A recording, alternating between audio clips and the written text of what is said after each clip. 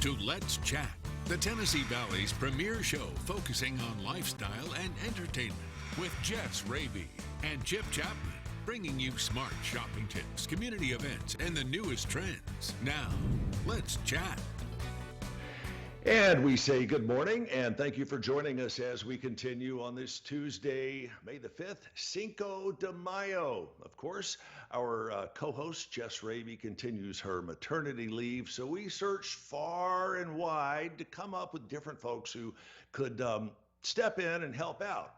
And here's a guy that is stepping in and helping out, longtime friend and great comedian, fabulous entertainer, the one, the only, Killer Beaz. Hey, Beaz, good morning. Hey, good morning to you, man. This is great. Working from home, and so I figured I would dress like our viewers who are working from home dress. So this is what you get this time of day. So we're in this together. So yes, I did this for y'all. So I'm just having a little breakfast real quick.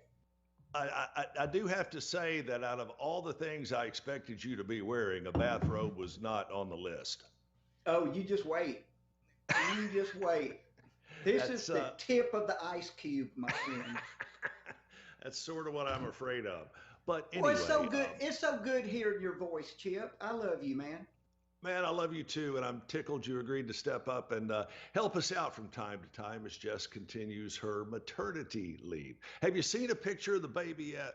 I have not, and I love Jess Larkin Beaz. She's been to to my show before. I love her. She's great. So congratulations, Jess. Yeah, the young lady's name is Anna Kate. One name. Carson is the middle name, Raby. So Anna Kate Carson Raby, you have just now been officially greeted by the world famous Killer Beaz. So it's Raby, not Beaz. Okay. See, that's something we do here on Let's Chat. Is we inform and we educate. It's not just about me, Killer Beaz, world famous comedian, half woke this morning. It's not just about that.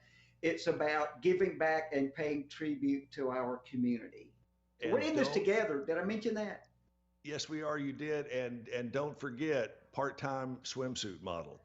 Part-time swimsuit model. So, and I tell you what, I'm a low light model, like during the eclipse or power outages. I get a lot of work during ice storms, Chip.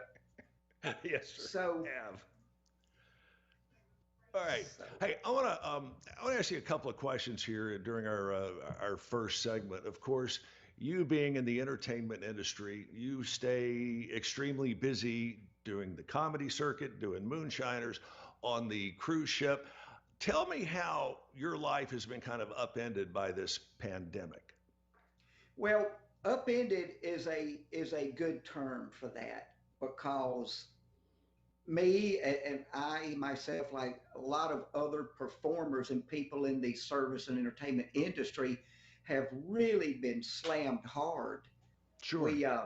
My business is not a storefront. It's not a brick and mortar. It's a go to crowds of people and entertain. Right. And that's the tough thing that we're looking at coming up in the future is the reduction in capacity for venues. Let's take the Comedy Catch, Michael Alfano's comedy club right there in Chattanooga, and the things going on with him are the same things going on coast to coast nationwide. Is that when the capacity is limited, as it looks like it's going to be coming up. Of course, we don't know exactly what's going to pan out, but when the venue capacity is limited to half the people or a quarter of the people, and you're separating the tables farther apart, it makes it a little bit tougher to do the volume of butts in the seat, as we call it, to make it a lucrative endeavor. Now, the Comedy Catch is doing some virtual stuff. They're bringing some cats in, and they're putting a stand up online. So they've kept moving forward. But for people like me, man, who make a living with spoken word and with people there, in the building with you, it's a very daunting and unsettling future to try to think of how that's going to work out for us. I got to ask you this, and I've seen you a number of times, obviously. So much of your performance is driven by the crowd. You know, you can, if you've got a great crowd who's very participatory, then it seems to wind you up and give you that little bit of extra energy. And I would imagine the other side of that coin is true also. When you don't have as big of a room or as many people in the room, and especially under the social distancing guidelines, how do you think that's going to affect you as a performer? Well, number one, that's an astute observation on your point, and it is quite true. Spoken word performance is really, really fragile. It's one of those things where the audience members, or victims, as I call them, have to absolutely listen to every single word. They have to listen to the inflection of those words and the oral grammar that we use, the punctuations that we use. Unlike a musical venue, when you're somewhere chilling with your buddies, there's a band playing or even a solo performer playing and singing, you can have a light conversation among the people with you during that song. When the song's over, everybody go, "Oh, that song's over. Yeah, way to go, man." Right. And that's how, and that's how that gig can work.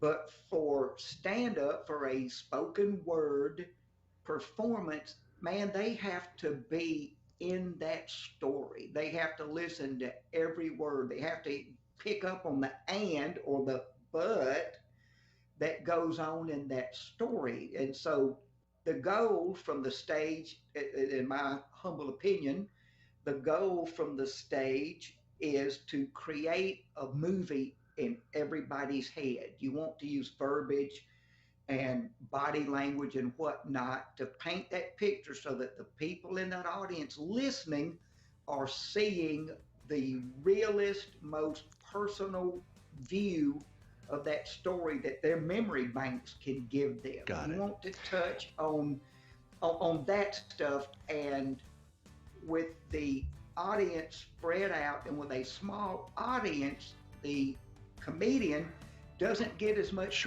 feedback because people don't laugh as hard, Chip, when they're not anonymous. Yeah. See, Beaz, hang on just a second. We've got to take a quick time out, and we're going to continue this conversation with Killer Beaz as we continue right after this on Let's I'm being held over.